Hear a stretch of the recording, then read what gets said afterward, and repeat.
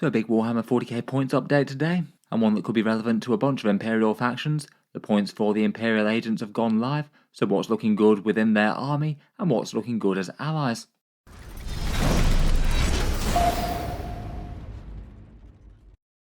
Hello and welcome back to Auspex Tactics, where today we're talking over the newly revealed points for Codex Imperial Agents, recently published on Warhammer Community.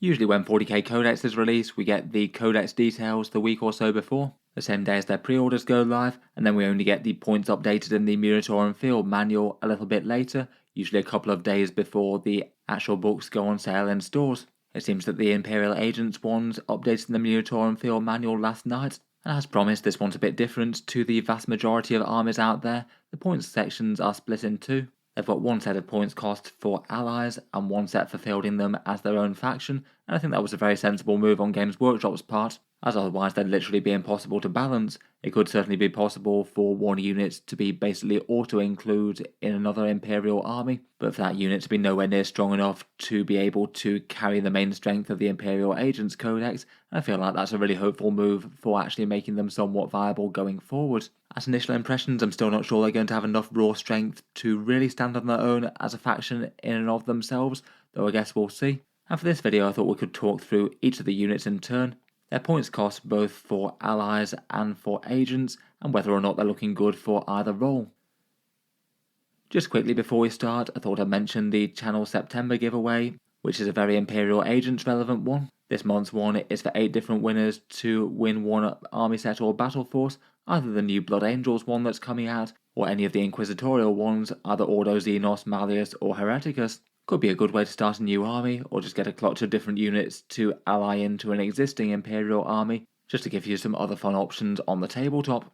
As ever, for the channel's giveaways, there's 2 equal ways to enter, both of them linked down in the video description. Either you can support the channel on Patreon for any amount, that gets you automatic entry into the giveaways each month, or you can support via social media and boost the algorithms. To do that, do 3 actions: subscribe to the YouTube channel and like the Facebook page, and then to actually enter the draw, a giveaway post appears on the 1st of September, and respond to that with a photo of any 40k mini or imagery, along with your name and the dates within the same photo. That bit's just to stop Facebook bots and spammers. That's active for 24 hours, and after that the draw's done with a random number generator, with each person entered once, and I announce them on the 4th of September in the channel update. Once people have chosen what they want, I'll post them out once I've received my orders of them, and there'll be further giveaways like that each and every month. Feel free to check out the links like the Patreon page and the Facebook page down in the description if you're interested in entering for it. Let's get into some points costs though, and we'll start out with the militant wings of the Inquisition.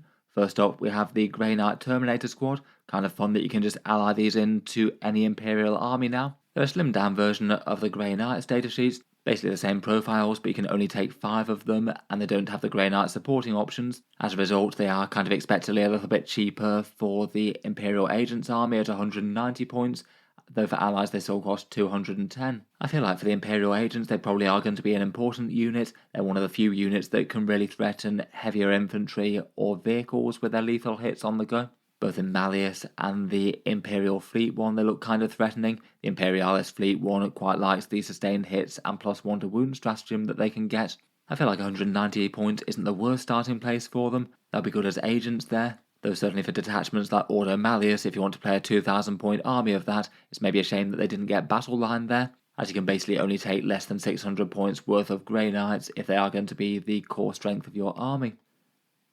Next up, for the Ordo Xenos, we've got the Deathwatch. Looks like they're staying the same cost as they were prior to the Codex at 100 points or 200 points per 10, and that's the same for agents or allies. Again, they feel like they're going to be one of the most important units in the book, as again they're one of the only things that can really truly threaten to take down tough stuff. Lots of the other squads are either characters or only things that are good at taking out lighter infantry, so the Deathwatch veterans need to be downright strong to carry the faction. At 100 points for pure agents, I'm not sure if that's going to be quite good enough for them. They've definitely got some pretty strong close range damage, though are at least fairly fragile if they do get hit first. My first instincts are that they probably needed to be a little bit cheaper in the agents cost, even if they do look kind of fine as allies. I'm sure there's some armies out there that would quite enjoy getting some heavy thunderhammers, frag cannons and infernus heavy bolters and things at a close range destructive squad, particularly for a unit with good OC as well. Previously though, when they had really good support in Codex Space Marines, they didn't tend to be setting the world on fire. Not awful, but not crazy standout. I just feel like they're going to struggle to do any better than that when they've basically got less support in this book. Otherwise, for the other Deathwatch units, all the points costs have stayed the same. The Corvus Blackstar is still 180 points, the Watchmaster is 105, and Captain Artemis is 65. They're both the same for agents and allies. Compared with before though, they did get some datasheet buffs. The Watchmaster gets the free stratagem ability now for discounted -1 CP, and Artemis himself got massively better. 65 points for lethal hits isn't too bad, plus he does have a fairly good threatening profile himself, and it stands back up on death thing. Nice to see him actually being a unit that you consider now. The Corvus Blackstar I think is probably a bit overcosted still, as with most flyers, though I think isn't as truly unusable as plenty of other flyers in the game. I guess it's paying a big premium for putting a Deathwatch kill team down 20 inches away, all in turn 1. It seems that GW decided not to give it dedicated transport, but they did give it the retinue keyword, so you can use it as an ally if you'd like. You could have 10 Deathwatch veterans led by Artemis in a Corvus Blackstar as your allied choices in a 2,000 point list, for example. Obviously it's a shame that the other Deathwatch units go to Legends. The datasheets for their kill teams and things haven't been added at time of recording, though I suspect they won't be too far away. Next up, we've got the Adeptus Sororitas units in Codex Imperial Agents. There's 2 of them in the Sisters of Battle Squad and the Sisters of Battle Immolator. These are both cheaper in standalone agents at 100 points each, or both 115 points as allies, which is the same price that they are in Codex Adeptus Sororitas. For the Battle Sister Squad, it's a good thing that they're cheaper for the agents, I think. They're significantly less threatening without miracle dice to have throwing around. And particularly with an Immolator, you could have 1 squad of them split in half. That's 2 units with sticky objectives, and they at least have a bit of close range melter threat. Maybe not quite so much dedicated anti-vehicle as anti-elite, but not nothing. The Immolator looks like an interesting unit, both as allies and agents, I think. At 100 points for a big scary twin multi-melter or twin flamer transport, and splitting the Battle Sister squad in half to make cheap efficient units, that looks rather nice. And on the allied front, getting Ignore's cover for 115 points isn't the worst. Could potentially be interesting to take 10 Sisters of Battle and an Immolator in Imperial Knights. That way you'd have 2 cheap, sticky objective type units and Ignore's cover that you could put on something else. That could be quite nice for some Imperial Knights out there, such as the Crusader or the Armiger Helverins. Next up, we've got the Assassins, which I strongly suspected will be going up in points given that they got some pretty crazy boosts in the Codex, though it does seem that Games Workshop had put them up really quite significantly, and massively so for an allied Vindicare. One thing that I'd misunderstood in a previous video was that the shadow assignment rule for swapping out one assassin for the other is only usable in actual Imperial Agents army lists. Previously I thought that was available to all the assassins, and feels like quite a good advantage if you're fielding them within actual agents, besides some of them having cheaper points cost. First up, we've got the Eversaw Assassin, which went all the way up to 110 points in agents or 120 points as allies. Previously he was 75 points. I think it was kind of obvious he was going to go up in cost. He gains sustained hits 3 on literally everything. He gets precision and advanced shoot and charge all the time now, plus his sort of solitaire move, essentially automatic 6-inch advance and an extra 3 attacks in 1 turn. It means he can go kind of crazily far across the battlefield and is quite a big play sort of unit. I feel like at 120 points, that's still going to be a tough ask though. Definitely going to be a model that you need to use incredibly carefully, hopefully have him jump on something and destroy an enemy unit, and then also be in a place where he can remain safe. Definitely in some games where it all comes together for him, he could be an absolute monster, but you wouldn't really want him to be in a position where he takes out, say, a light screening unit and then just gets killed kind of trivially in return. Otherwise, the Collectors went up to 100 points from 85. They got a lot more use for with the 3-inch deep strike rule plus the once per game battle shock test. The 3-inch deep strike could pretty much guarantee some secondary points if you need it, even if the opponent's screening well. And if you could put that battle shock test on a home objective that the opponent's only using to hold with some chaff, then that could be a way of costing some primary points, even if the assassin didn't go on to do anything else after that. Definitely seems interesting on paper for objective work. Again, though 100 points is a lot, I think that you'd have to weigh up against the Calidus, which is also kind of great. The Vindicare got an enormous boost in the Codex, though it seems to have come with a crazy increase as well. Previously he was 80 points, now it's 110 in Imperial Agents and a massive 150 as allies. He did get a harder hitting sniper at strength 8 and a +1 to wound on his shield breaker round. though the main buff that he got was being able to shoot down enemy lone operatives at long range, but given that Games Workshop seems to be expecting you to pay a massive price increase for that as an allied unit, I just don't really see him being used all that much. It's definitely a good ability, but not every army really cares too much about lone operatives or has leaders that are either scared of the Vindicare or can't hide. I think 150 points is just going to be a bit too much for that really, even if he is going to feel super satisfying to use when you do put him on the board. I think at 110 points though, he looks pretty good for a pure agents list. That seems far more in line with his abilities. Finally, for 100 points we've got the Kalados Assassin. Kind of weird that she is both the same in Imperial Agents and as an allied unit, given that she's pretty much the most popular allied agents unit previously. Her jumping on and off the board ability just racked up a whole bunch of victory points, and given that she's now the equal cheapest assassin as well, I feel like that's not going to change with her being the most popular. She got a little bit of a side grade with her return to reserves type thing. She can now fall back and have the chance to do so if she can roll high enough, though she also can't return to reserves if she's within 3 inches of enemies now, and that could be one way of denying her from being able to bounce off the board again. Out of the assassins, for winning the mission, she still seems like the best bang for the buck, and it's still pretty scary to anything like marine support characters or weaker things if she needs to try and take out a key leader. For the Inquisitors, most of them were unchanged. The only major change is Kyria Draxus, who goes up to 95 points if she's fielded as allies.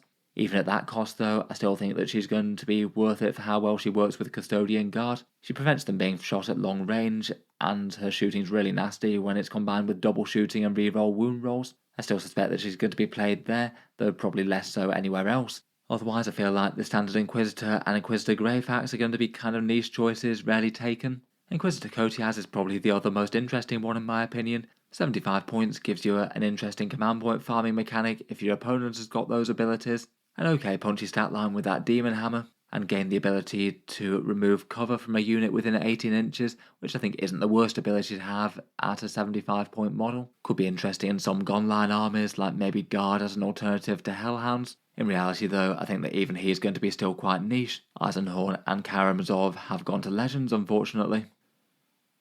Next up, we've got a bunch of Retinues and kill teams. A lot of these were pretty overcosted before, and it seems like a fair few have gone down. Starting out, we've got the Inquisitorial Agents, which is the new name for the Henchman warband. They're now 50 points or 100 points for 6 or 12 models as Imperial Agents, or 60 and 120 as allies. Prior to the Codex, they were 50 points per 4 or 60 points per 6, though they did have a chunkier stat line with a 2 wound profile, and had interesting options they could take like the Jokeiro and Demon Host, both of which have gone away. I guess they're nice enough cheap placeholder units. It is a cheap unit that you could put in the Inquisitorial Chimera if you wanted one of those on the go. They do have a tiny bit of threat with a multi-melter servitor that hits on a 4+, and the rest of them have some interesting profiles hitting on a 3 now. They still don't really feel like a unit that's going to be particularly exciting for mainline damage or defense though, and a bit more niche for either minimum investment objective holding or actually guarding Inquisitors. The Adeptus RBTs all got points decreases, which is nice given that they were just very overcosted before. They're both the same for agents or as allies. The Exaction squad's 90 points, and the Subductor and Vigilant squads are 85 points each. 10 guys mainly in 4+ armor with shotguns. The Subductors are the melee riot shield kind of profile. And at 85 points they do look kind of tanky for that cost now. They've got a 3+ save and a 4+ invulnerable. Might be good enough to serve a role for the right sort of unit, taking a bit more than trivial firepower to take down, even if their volume damage isn't really up to too much, given they're just 2 attacks each hitting on a 4+ at strength 4 AP1. Overall seems like a pretty good step in the right direction though. I'm still not convinced they're going to be standout interesting. Maybe in just a little bit of an awkward place where they're paying for a whole bunch of fancy upgrades and tools and things. Though if you're playing in agents, perhaps you just want to use them as cheapish skirmish units. Nice that you wouldn't have to feel quite as bad about putting them on the table though in allied armies. Otherwise for the retinue things, we've got the Voidfarers. The Navy Breachers, kind of similar to the Exaction squads, dropped down from 105 points to 90 points. They still have good objective control and got a few side grades, slightly better leadership, and a once per game ignores cover with all those shotguns now. They were really quite overcosted before, and just feel like they've got a bit of redundancy with the RBT's units for battlefield role. They both do kind of similar things. The Road Trader Entourage is the unit that can allow redeploys for battle line units and can infiltrate into the midboard if they're with some Voidsmen. They're significantly cheaper in Codex Imperial Agents at 75 points, though are still a big 105 points as allies. They seem even less useful as allies now, given that they don't have built-in infiltrates. They have to be able to join a unit to do that currently. The other half of their squad are the Voidsmen at Arms, 50 points as agents or 70 points as allies, which is quite a big blow to them. They were often taken as these sort of minimum investment, objective grabbing type units just to sit on home field points for Imperial Knights and things. I guess if they're 70 points now, you might as well take 60 points worth of Inquisitorial Agents, or you might be more tempted to upgrade to 10 RBTs if it's only going to be 15 points more, as they give you a little bit more staying power. I guess at 50 points they could be interesting deep strikers in the Imperialis fleet detachment with the enhancements, maybe acting a little bit like Inquisitorial Stormtrooper squads, dropping out of deep strike to do actions and objectives around the board. For the other transports in the army, we've got the Inquisitorial Chimera. This one's 70 points, so the same 70 points as it is in the Guard. I feel like the Chimera is really quite an efficient transport. It's just going to depend whether or not the overall offering is worth it to transport or not. The Chimera is just locked to transporting the Inquisitorial Agents, so the henchmen and any attached Inquisitors. I think the Chimera is well worth it if you do want to transport. It's just whether or not the squad inside is going to be worth doing that transporting with. I guess for a minimum investment agent squad, you could have 50 points worth of agents in there and a 70 point Chimera. That could be at least an annoying skirmish unit in the midboard. Park it on a midfield objective, and if the enemy destroys it, then maybe the unit gets out behind cover and on an objective or something. And they can put out a good amount of volume fire with a servitor firing out of the top hatch as they move up. Maybe doesn't seem quite as good as Imperial Guard plus Kathachans for their Chimeras though, given that they scout.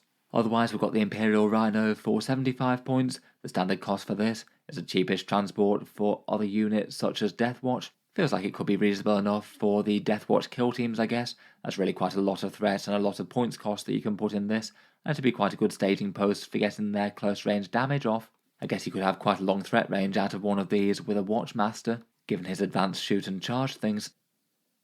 Then finally we've got the two new characters for the Codex. The Minister and Priest is 40 points either as agents or allies. He's got a bit of personal threat with that Zealot's Vindictor with a Minister and Flamer kind of profile, plus a bunch of Strength 5 AP2 attacks. A once per game personal damage buff, and he gives sustained hits 1 in melee for his lead units.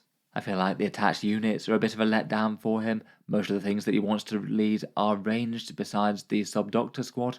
And for them I feel like it's not really going to be worth it to buy 40 points worth of character to buff an 85 point unit that doesn't really have that much melee threat in the first place. Seems like it might be kind of niche, maybe just being used as a 40 point unit, which you could have as an action unit in strategic reserve or something, or just a placeholder screening unit, just literally sat around by himself. Or I guess he could have a little bit more use for things like the Audio Hereticus detachment, though it doesn't initially look like the strongest out of the Inquisitorial ones. Being able to ally in a 40 point unit of any sort though certainly could be interesting to a few Imperial factions out there that pay a lot for their minimum units.